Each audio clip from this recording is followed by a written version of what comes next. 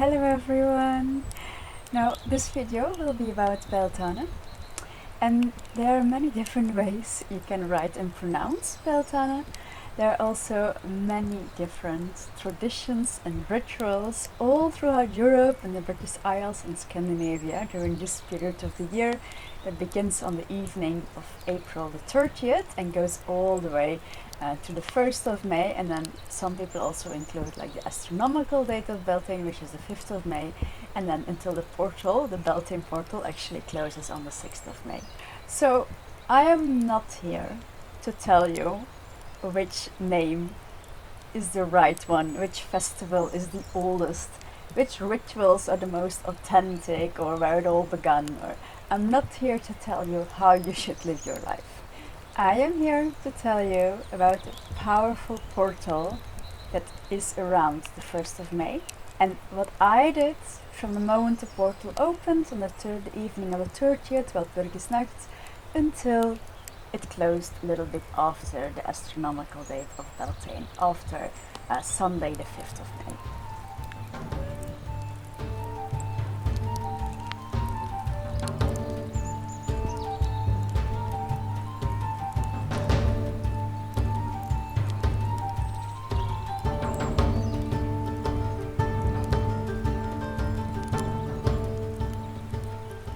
And this is such a potent time, this is such a powerful period in the year.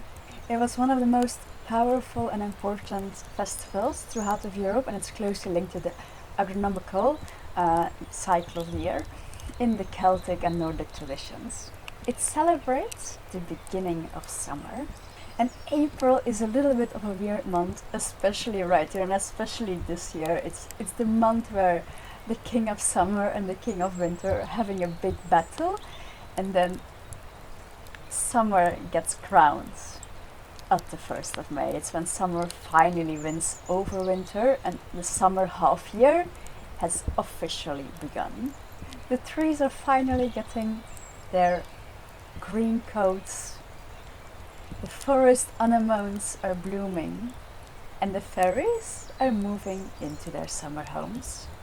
And it's one of those two periods in the year where the veil is as thin as it gets, and it's an unstoppable kind of energy. It's like, it's like a blazing fire that just eats everything you feed it.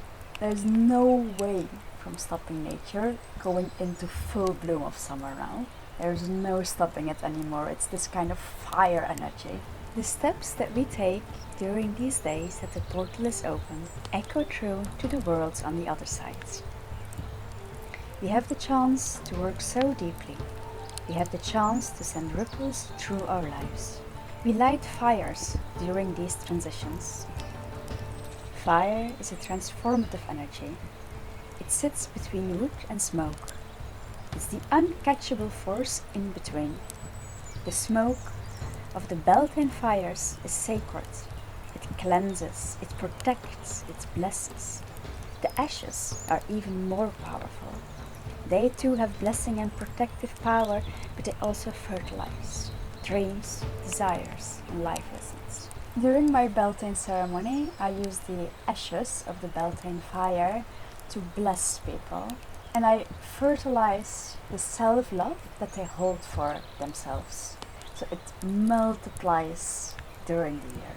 I will also put these ashes on the doorstep of my front door of my house, because doors in general also represent portals and in between places, so it actually magnifies this energy of this in between place, and it's a very powerful thing to do.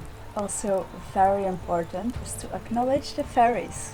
The fairies walk through this portal with us. Go and greet them in the forest. Call on them during a ritual. The same goes with Freya, goddess of magic.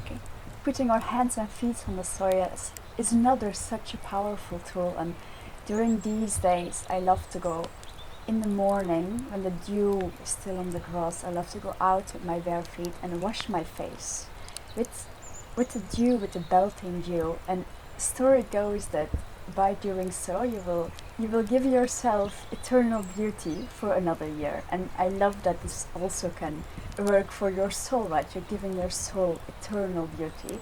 And it is one of those things that, like the ashes, can be collected. So I leave a little glass pot outside, and it will collect the dew. And then again, I will use this dew in my Beltaine ceremony. And I see so many similarities between all the branches of spiritual practice in our world. So many different ways of calling things, so many different names and techniques and tools for working with the same energy. And for me to work with all of these different branches is a matter of bandwidth. By using dear practices like Kundalini Yoga, I use a living spiritual practice that has such a richness and such a library in tools and techniques and such a good way of explaining and guiding you through the maze that is existence. And I use this to widen and to open up my bandwidth, to open up channels. And so, by opening these channels, it is very easy to come into contact with spiritual practices that come here from these places in Europe, because it's the same energy. They just use it in a different way and they call it different names, but it's the same. You're working with the same energy. And the memories, they are in the soil here. They are here in the soil in Europe, and there's so much that we have forgotten. So for me, it is not a matter of these practices and this spirituality belongs to these people, and these practices belong to those people, and I can only do this because I come from these parts. For me, it's a matter of complementing each other and using each other's heritage and living spiritual practices to open up and then find your way into things that were forgotten, channeling things that were forgotten, because you have opened up the energy by using a different technique. So you can remember, you can easily remember and find back how this energy was used in a different way in these parts of the world. Like that we are one people of one earth. So yes, I will combine practices during all important periods of the year and during all events that I organize. I will combine Kundalini Yoga and then Celtic, Nordic, paganism, animism, whatever you want to call it. I will combine these things because it's powerful and it works and it helps us remember.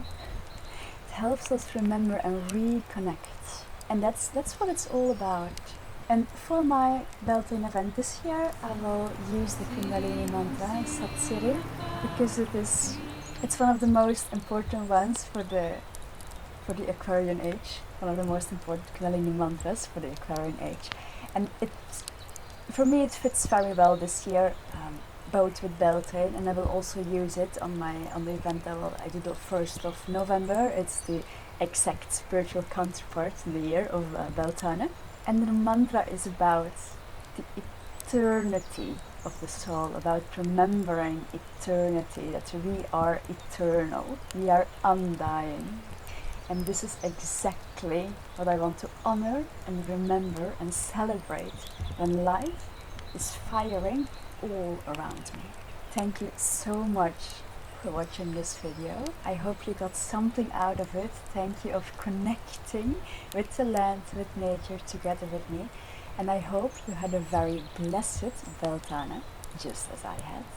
Thank you. I see you in the next video.